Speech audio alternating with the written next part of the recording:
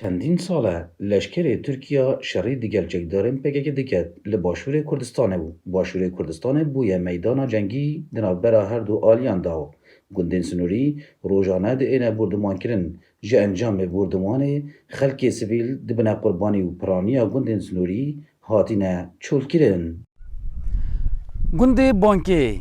گنده که سنوریه ناحیه باطیفا تا که گندل پش خطه جیان لیدا بردامه لی جیانوان بویا دوزخ بشه و روش نشین الگنده خواهد در کون لوی آلی راسته الچیای سر دیره هزن پاسوان سنوری ین سرب عراقی و لآلی چپیجی لچیای مامتا و دیسان چیای شاقولی هزن ترکیه لعسمانانجی بالا فرنسی خورین جنگین ترکیه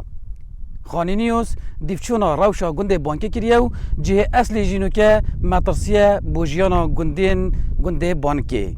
نها امیه برف گنده بانکی و دچین ایک جی گندین سنوری ناحیه باطیفا چندین جاران هاتیه بردمان کرن جلای لشکر ترکیه و تا که گنده نه هاتیه چول کرن لی هاتیه دور پیچ کرن. شب روز بر ترکام نشیدر بکبیزی توپ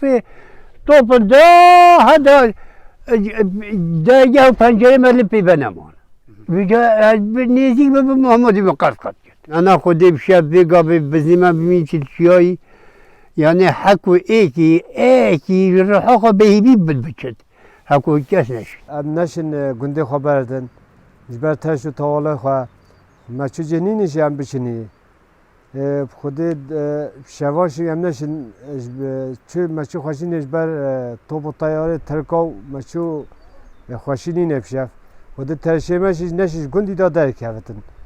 ترشیمه هم داش گندی درک هتا خودی سچا توپ دینا نشیوانی روزی نشین درک هفتن روزی قدغه هم نشین درک هفتن جا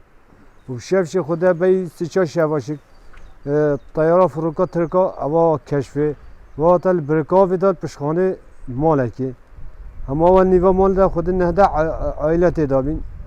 اما و خود تعالی نبینه بانکی او گنده چندین ساله دور پیچ کریو هات نوچون بشه و روش لی هاتیه قدغه کرن. نزار مجید خانی نیوز.